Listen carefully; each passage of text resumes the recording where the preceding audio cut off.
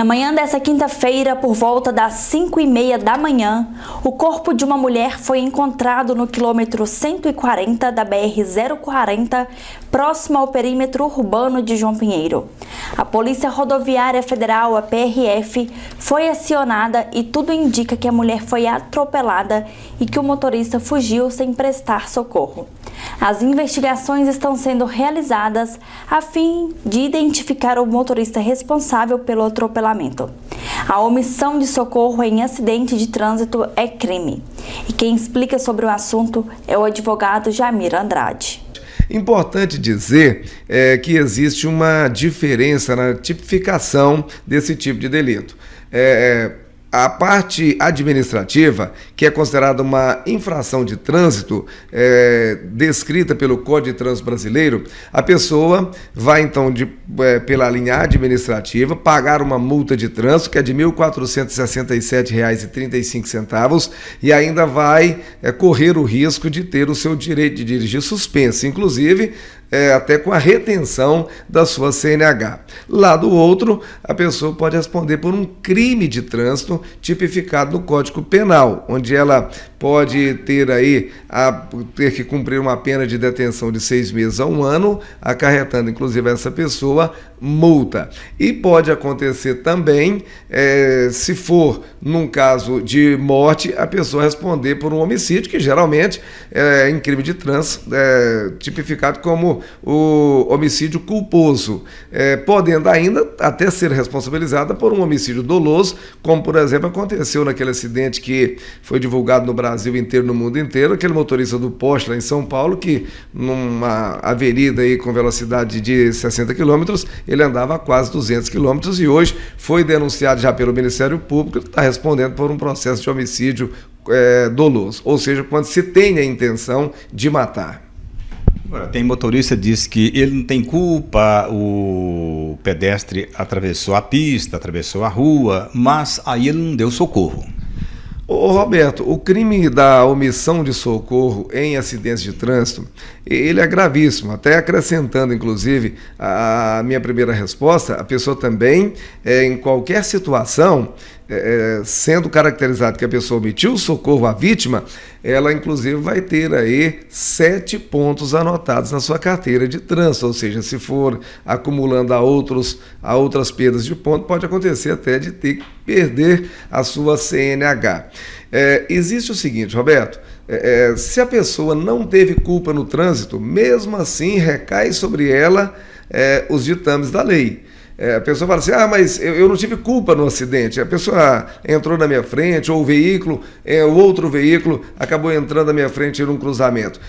É obrigação de qualquer um dos condutores, de qualquer um dos 2 ou mais veículos envolvidos no acidente, de prestar o socorro à vítima, seja ela de uma lesão corporal leve, seja ela de uma lesão corporal grave, ou até mesmo numa situação mais conflitante, de uma situação mais gravosa.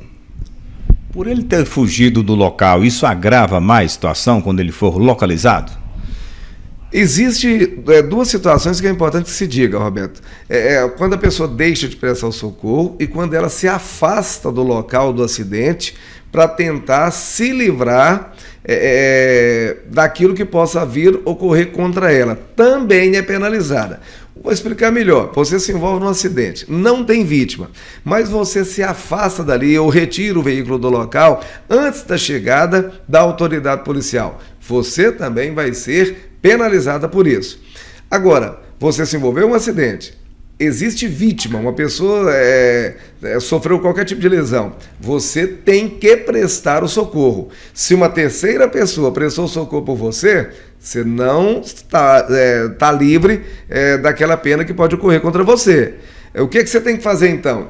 Se envolveu em acidente, tem vítima, ou você presta socorro a essa vítima, toma também outras providências que são necessárias, como, por exemplo, você isolar o local do crime se tiver condições de fazê-lo, ou você sinalizar para que outros veículos não se envolvam em outros acidentes, ou até mesmo um acidente que envolveu você. Então, isso é extremamente importante.